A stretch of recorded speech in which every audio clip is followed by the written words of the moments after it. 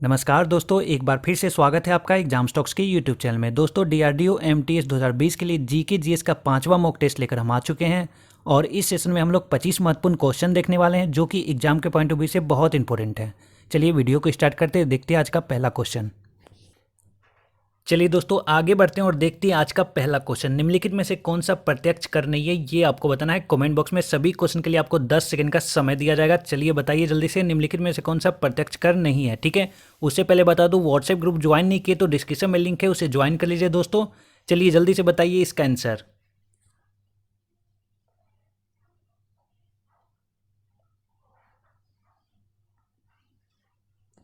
चलिए दोस्तों टाइम सब होता है, इसका जो राइट आंसर हो जाएगा वो हो जाएगा ऑप्शन नंबर बी। जिन्होंने ऑप्शन नंबर बी टिक किया उनका 100% आंसर सही है। ठीक है, नेक्स्ट क्वेश्चन की तरफ आगे बढ़ते हैं। अगला क्वेश्चन देखते हैं।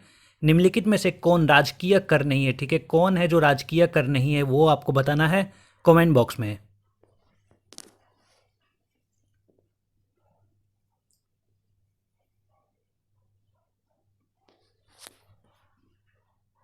चलिए दोस्तों देखते हैं इसका राइट आंसर होगा ऑप्शन नंबर डी, यानी सभी जो है ये राजकीय कर हैं। ठीक है, अगला क्वेश्चन देखते हैं। नेक्स्ट क्वेश्चन, रेडियम किस चीज से प्राप्त होता है ये आपको बताना है दोस्तों। रेडियम किससे प्राप्त होता है, जल्दी से इसका जवाब दीजिए।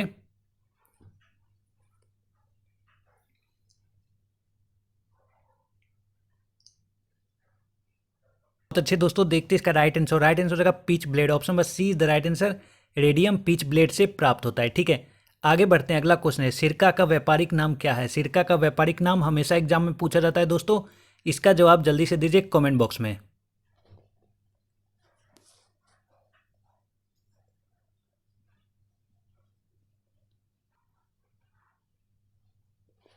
चलिए दोस्तों टाइम सब हो चुका है और इसका जो राइट आंसर हो जाएगा दोस्तों वो हो जाएगा एसिटिक एसिड, यानी option number C is the right answer. सिरका का व्यापारिक नाम एसिटिक एसिड होता है। ठीक है, अगला क्वेश्चन देखते हैं। जब किसी पिंड पर कोई स्थिर बल का प्रयोग किया जाता है तो यह एक समान डैश से चलेगा। एक समान क्या चीज से चलेगा, गति से चलेगा, वेग से चलेगा, त्वरण से चलेगा या फिर समवेग से चलेगा। जल्दी से इसका जवाब दीजिए दोस्तों।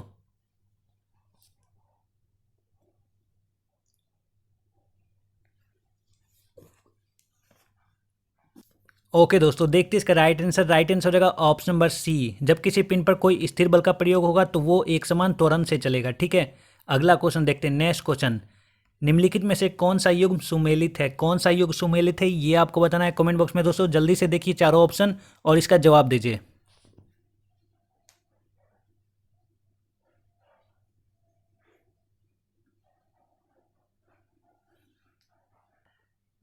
चलिए दोस्तों टाइम अप हो चुका है और इसका जो राइट आंसर हो जाएगा दोस्तों वो हो जाएगा option number C, Einstein photo electric effect. ठीक है, फोटो इलेक्ट्रिक इफेक्ट आइंस्टीन से रिलेटेड है, याद होना चाहिए आपको।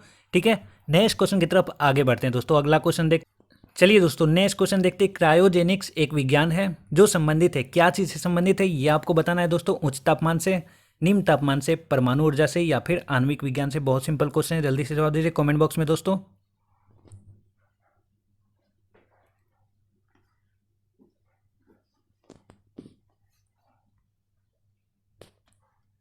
चलिए बहुत अच्छे दोस्तों, देखते इसका राइट आंसर होगा ऑप्शन नंबर बी, निम्न तापमान से। ठीक है, क्रायोजेनिक्स निम्न तापमान से रिलेटेड है, याद रखना है आपको।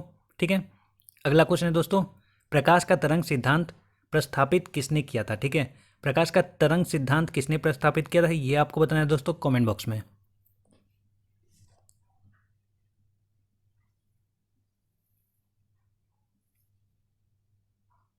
चलिए दोस्तों टाइम अप हो चुका है और इसका राइट आंसर हो जाएगा ह्यूगेन। ठीक है, ह्यूगेन के द्वारा तरंग सिद्धांत को प्रस्थापित किया गया था। अगर पूछा जाता आपसे प्रकाश की कनिका का सिद्धांत किसने प्रस्थापित किया था दोस्तों, तो आप न्यूटन उसका राइट आंसर बोल सकते थे, लेकिन यहाँ पे आंसर हो जाएगा ह्यूगेन। ठीक है, याद रखना है आपको।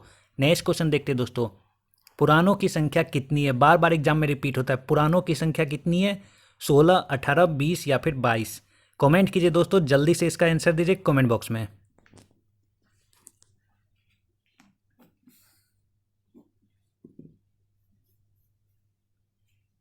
चलिए दोस्तों बहुत सिंपल क्वेश्चन था, इसका आंसर हो जाएगा ऑप्शन नंबर बी। जिन्होंने ऑप्शन नंबर बी चूज किया उनका 100% सही है। ठीक है, चलिए दोस्तों नेक्स्ट क्वेश्चन है, पर्शियन भारत में सर्वप्रथम आए, कहाँ पे आए दोस्तों ये आपको कमेंट करें। जल्दी से ऑप्शन देखिए, चारों ऑप्शन है, उसके बाद इसका जवाब दीजिए कमेंट बॉक्स में।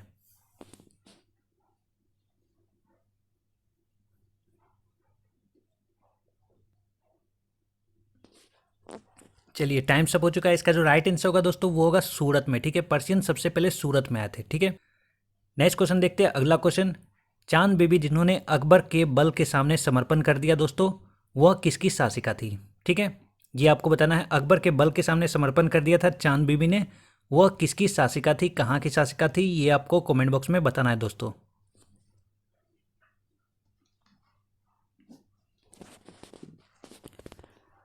चलिए टाइम अप होता है और इसका राइट आंसर हो जाएगा दोस्तों, राइट आंसर हो जाएगा अहमदनगर। ठीक है, अहमदनगर की शासिका थी चांद बीबी। ठीक है, बार बार एग्जाम में पूछा जाता है। अगला क्वेश्चन देखते हैं, निम्नलिखित में से कौन टीन का बृहत्तम उत्पादक है? टीन का बृहत्तम उत्पादन कौन करता है? ठीक है दोस्तों, ये आपको बताना है। चीन, इंडोनेशिया, भारत या फिर मलेशिया।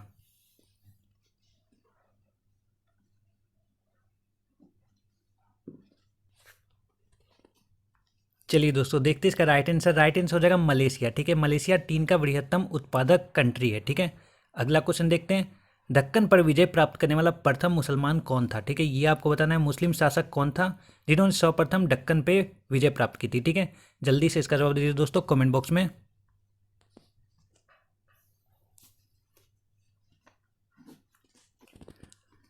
चलिए दोस्तों देखते हैं इसका राइट आंसर। राइट आंसर हो जाएगा अलाउद्दीन खिलजी। ठीक है, दक्कन पर इन्होंने सर्वप्रथम विजय पाई थी। अगला क्वेश्चन देखते हैं, नेक्स्ट क्वेश्चन, किस संशोधन के अंतर्गत संविधान में मूलभूत कर्तव्यों को समाविष्ट किया गया? ठीक है, मूलभूत कर्तव्यों को किस संशोधन द्वारा जोड़ा गया दोस्तों, ये आपको बताना है। 40वां, 42वां, 50वां या फिर 52वां? कमेंट कीजिए दोस्तों जल्दी से।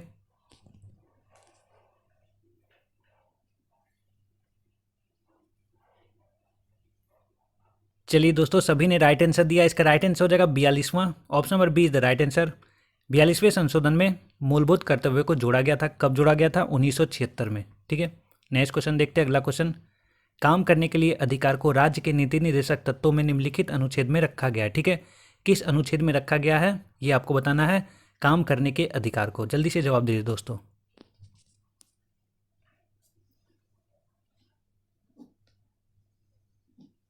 चलिए दोस्तों टाइम अप हो चुका है और इसका जो राइट आंसर होगा वो हो जाएगा ऑप्शन नंबर सी, यानी 41वें अनुच्छेद में। ठीक है, याद रखना है आपको। नेक्स्ट क्वेश्चन देखते हैं। अगला क्वेश्चन आपके स्क्रीन पे, भारतीय संविधान का उल्लेखित मूल कर्तव्यों की संख्या कितनी है? ठीक है, टोटल मूल कर्तव्य कितने हैं संविधान में, ये आपको बताना है। बहुत सिंपल बेसिक क्वेश्चन है। ठीक है, एमटीएस लेवल का क्वेश्चन है। इसका जवाब दीजिए जल्दी से आप कमेंट बॉक्स में।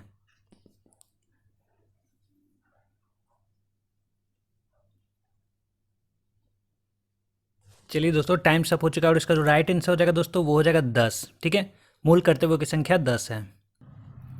दोस्तों हमारा नेक्स्ट क्वेश्चन है, भारत के संविधान में कल्पित कितने आपातकाल हैं? टोटल आपातकाल कितने संविधान में, ये आपको बताना है कमेंट बॉक्स में।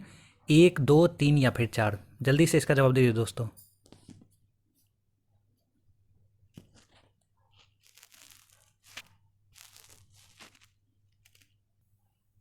चलिए दोस्तों बहुत सिंपल क्वेश्चन था। इसका आंसर हो जाएगा 3 आपातकाल हैं। ठीक है, कौन कौन से मैं आपको एक बार फिर से रिपीट कर देता हूँ। पहला होता है राष्ट्रीय आपातकाल जो कि 352 अनुच्छेद में है दोस्तों। दूसरा होता है राज्य स्तरीय जो कि 356 में है। तीसरा होता है वित्तीय आपातकाल जो कि 360 आर्टिकल में है। ठीक है, बढ़ते अगले क्वेश्चन की ओर। नेक्स्ट क्वेश्चन दोस्तों, गैसों का दबाव निम्नलिखित में से किससे मापा जाता है? ठीक है, ये आपको बताना है कमेंट बॉक्स में।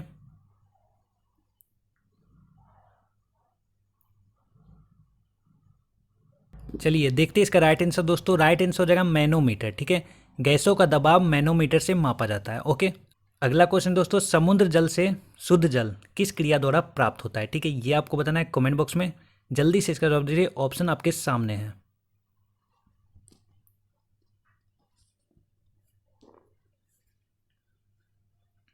चलिए दोस्तों देखते हैं इसका राइट आंसर। राइट आंसर हो जाएगा डिस्टिलेशन, यानी ऑप्शन नंबर सी इसका राइट आंसर हो जाएगा। ठीक है, अगला क्वेश्चन देखते हैं। नेक्स्ट क्वेश्चन दोस्तों, गन्ने का रासायनिक रूप क्या है? ठीक है, गन्ने का रासायनिक रूप क्या है ये आपको बताना है कमेंट बॉक्स में दोस्तों। जल्दी से इसका जवाब दीजिए। लैक्टोज, ग्लूकोज, सुक्रोज या फिर स्टार्च?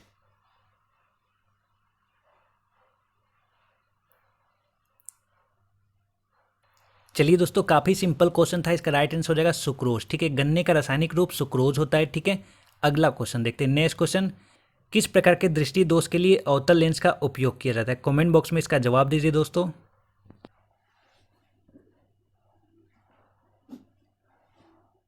चलिए दोस्तों देखते हैं इसका राइट आंसर। राइट आंसर रहेगा ऑप्शन नंबर सी। ठीक है, निकट दृष्टि दोष के लिए अवतल लेंस का उपयोग किया जाता है। ठीक है, दूरदृष्टि दोष के लिए दोस्तों उत्तल लेंस का उपयोग किया जाता है। दोनों आपको याद रखना है। नेक्स्ट क्वेश्चन देखते हैं, अगला क्वेश्चन, आर्य समाज की स्थापना किस ईस्वी में हुई थी, ये आपको बताना है कमेंट बॉक्स में।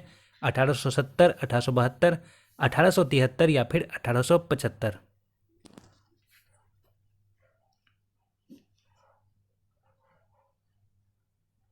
चलिए दोस्तों, टाइम्स अप हो गया और इसका राइट आंसर हो जाएगा 1875 में आर्य समाज की स्थापना हुई थी। ठीक है, option number D is the right answer. Next question देखते हैं, महात्मा बुद्ध ने अपना पहला धर्मोपदेश कहाँ दिया था। ठीक है, कहाँ दिया था ये आपको बताना है दोस्तों।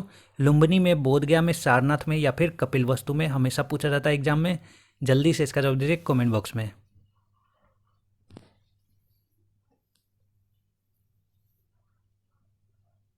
चलिए फ्रेंड्स, देखेंगे इसका राइट आंसर हो जाएगा सारनाथ में। ठीक है, महात्मा बुद्ध ने पहला उपदेश कहाँ दिया था, सारनाथ में। Option number C is the right answer. Next question देखते हैं दोस्तों, भारत में प्रकाशित होने वाला पहला समाचार पत्र का नाम क्या था। ठीक है, ये आपको बताना है कमेंट बॉक्स में।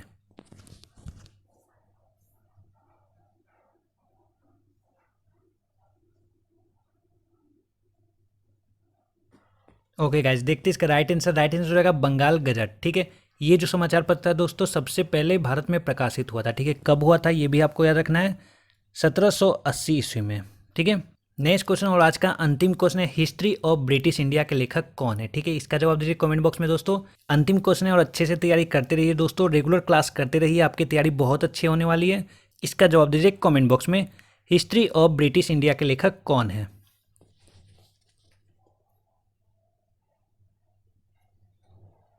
चलिए दोस्तों, समय समाप्त हो गया और इसका राइट आंसर हो जाएगा जेम्स मिल। ठीक है, हिस्ट्री ऑफ ब्रिटिश इंडिया के लेखक कौन है, जेम्स मिल। बहुत लोगों ने राइट आंसर दिया दोस्तों। चलिए दोस्तों, आज का सेशन यहीं पे समाप्त होता है। मिलते हैं एक और नए सेशन में नए क्वेश्चन के साथ। ये सेशन कैसा लगा जरूर बताएं, कमेंट करें, लाइक करें, वीडियो को शेयर करें अपने दोस्तों के साथ। सेशन में अंत तक बने रहने के लिए धन्यवाद।